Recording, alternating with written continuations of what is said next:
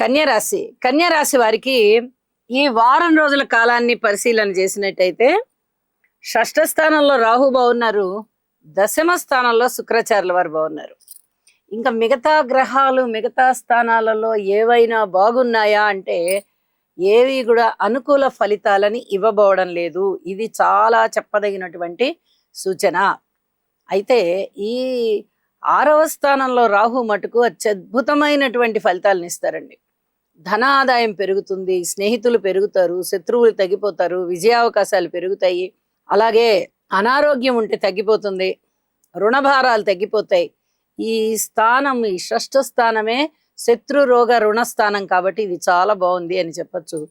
దశమంలో శుక్రాచార్యుల వారు కూడా మీకు చాలా మంచి ఫలితాలను ఇస్తున్నారు. వ్యాపారమైన ఉద్యోగమైన చాలా అద్భుతమైనటువంటి ఫలితాలే ఉంటాయి.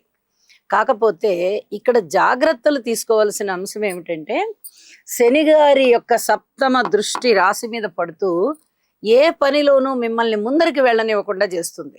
ఇది చాలా జాగ్రత్తగా ఉండవలసినటువంటి గ్రహస్థితి అన్నమాట. పితృవర్గ రీత్యా ఎక్కువ శ్రద్ధ తీసుకోవాల్సినటువంటి పరిస్థితి, ఆరోగ్య రీత్యా కూడా